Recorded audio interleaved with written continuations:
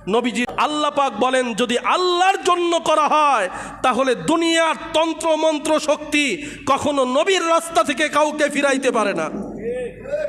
তন্ত্রমন্ত্র শক্তি কখনো নবীর রাস্তা থেকে কাউকে ফিরাইতে পারে না। যত বিপদ আসুক, যত মুসিবত আসুক, আল্লাহর রাস্তা, নবীর সুন্নতের রাস্তা থেকে ওই যে সালমান এফ রহমানের মতো শয়তানের মতো যদি ফিরে যায়, বুঝতে হবে এটা নবীর আশেক না, বরং লেবাসধারী একটা ভণ্ড ছাড়া কিছুই না। সালমান এফ রহমান চিনছেন তো? খালাতো ভাই কয়েকদিন আগে ওই যে হলো, বুঝেন নাই কথা? নবীর সুন্নতের দাড়ি ছিল, পরনের মধ্যে পাঞ্জাবি, মাথার মধ্যে টুপি, অথচ শুধুমাত্র একটু বিচার হবে, শাস্তি হবে, এতটুকু সামনে আসার কারণে নবীর সুন্নতের দাড়িটা কাটতে তার কলিজা কাঁপে নাই, পুরা চেষে ফেলছে। বলেন জুলুম থেকে বাঁচতে পারছে? সুন্নতের আদর্শের মধ্যে মানুষের সফলতা। আপনি যখন কবরে যাবেন, এই দাড়িটা আপনার কেমন আপন জানেন?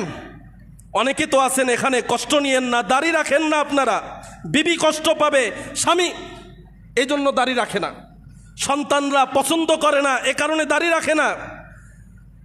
যুবক দাড়ি রাখলে সুন্দরী মেয়ে পাওয়া যাবে না, ভালো স্ত্রী পাওয়া যাবে না, বিয়ে হবে না, এজন্য দাড়ি রাখে না। আছে না নাই? এ কথা বলেন, আছে না নাই? অথচ দাড়িওয়ালা যুবকদের এই দুনিয়াতে বিয়ে হয় না, হয় না? তো তুমি রাখো না কেন? হ্যাঁ, কত স্ত্রী তার স্বামীর মুখে জোর করে দাড়ি উঠায়, আর তোমার বিবি তোমাকে দাড়ি রাখতে দেয় না। ওই বিবিকে লাথি মারো, নবীর সুন্নতকে আঁকড়ে ধরো। কথা বলেন, ওই বিবিকে লাথি মারো, নবীর সুন্নতকে আঁকড়ে ধরো।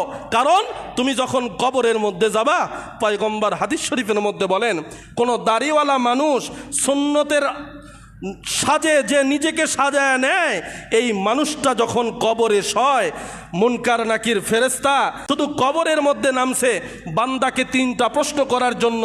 যখন প্রশ্ন করতে গিয়ে কবরের মধ্যে দেখে যে এই মানুষটা শুয়ে আছে, ওই মানুষটার চেহারা নবীর চেহারার মতো, ওই মানুষটার সূরত আবু বকরের সূরতের মতো, ওই মানুষটার সূরত হযরতে ওমরের সূরতের মতো, তখন এক ফেরেশতা আর এক ফেরেশতাকে ডাক দিয়া বলে, প্রশ্ন করার দরকার নাই, দেখো না জুলুমের দুনিয়ায় কিভাবে সে নবীর সূরত নিজের মধ্যে ধারণ করে কবরে চলে আসছে, কি প্রশ্ন করবা?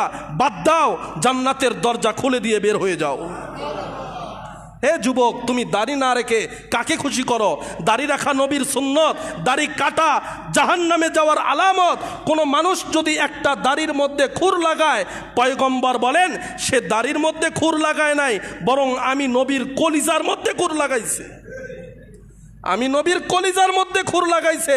যেই লোকটা নবীর কলিজার মধ্যে খুর লাগায়া দুনিয়ার জমিনে হায়াত পরিচালনা করে, আর মৃত্যুর পরে তাকে কবরের মধ্যে যদি রাখার সময় বলা হয়, মিল্লাতা আবিকুম ইব্রাহিম হুয়া সাম্মাকুমুল মুসলিমিন বিসমিল্লাহি ওয়াসসালাতু ওয়াসসালামু আলা রাসূলিল্লাহ, তার মানে তোমাকে ইব্রাহিমের সন্তান হিসাবে তোমাকে রাখা হইতেছে। শুধু তাই না, তুমি নবীর উম্মত, নবীর আদর্শ তোমার ভিতরে আছে, এই আদর্শের জন্য তোমাকে মাটি দেওয়া হইতেছে। অথচ বাস্তব জীবনে তোমার মধ্যে নবীর আদর্শ নাই। তোমাকে মক্কা মদিনার ইমামও যদি কবরের মধ্যে রাখে, তোমার কবরে তোমার বাঁচার কোনো রাস্তা নাই। কথা বলেন, কথা বলেন, বাঁচার কোনো রাস্তা নাই। ছোট ছোট ওসিলা নিজের জীবনে বাস্তবায়ন করো, তাহলে আল্লাহর আদালতে দামি হতে পারবে। আর যদি এই ওসিলাগুলোকে যদি ধারণ করতে না পারো, তাহলে তোমার কবর হবে তোমার জন্য মুসিবত। কথা বলেন, ঠিক না ব্যাঠিক?